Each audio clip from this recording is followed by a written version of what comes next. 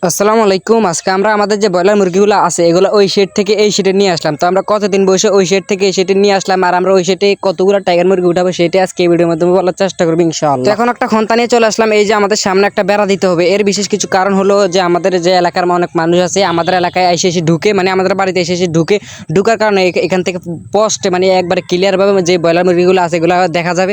দেখা যাওয়ার পরে বুঝেন তো বদ নজর অনেক খারাপ, যদি একবার নজর লেগে যায় তাহলে অনেকটা সমস্যা হবে।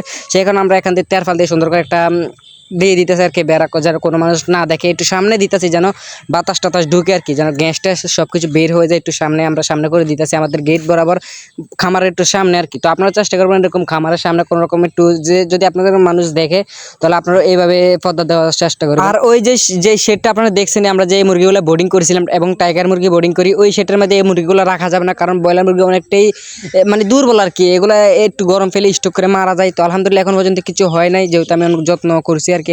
সবাই একটু আমার মুরগিগুলো দেখে মাশাআল্লাহ বললেন, কারণ বদ নজর অনেকটাই খারাপ। এই যে আমাদের মুরগিগুলো এখন ট্রেড করে নিয়ে আমরা সুন্দর করে ওইখানে দিয়ে দিব। তো আর আপনারা অনেকে কমেন্ট করেছেন যে মুরগি লাগবে। তো আমি সবসময় একটা কথা বলি, চাঁদপুরের ভিতরে যারা আছেন তারা অবশ্যই একটু কমেন্ট করেন, যেমন দোয়াবাঙ্গা, কালিয়াপাড়া, মানে সাতপুর জেলা শাহরাস্তি হচ্ছে আমাদের বাড়ি। তো আপনারা যাদের লাগবে অবশ্যই ইনবক্সে মেসেজ দিবেন, আপনাদের সাথে কথা হবে, কীভাবে নেবেন ওইটাও কথা হবে। আর এখন যে আমরা মুরগিগুলো আছে এগুলো আসার পরে দেখি দেশি মুরগি কয়েকটা এখানে ঢুকে আছে। তো যাই কিছু করে না, আমি তো ভয় গেছিলাম যে দেশি মুরগি এখানে ওইখানে যায় যদি ভাইরাস টাইরাস আবার নিয়ে আসে। তো যাই হোক পরে আমরা ফটাস মেরে দিছি।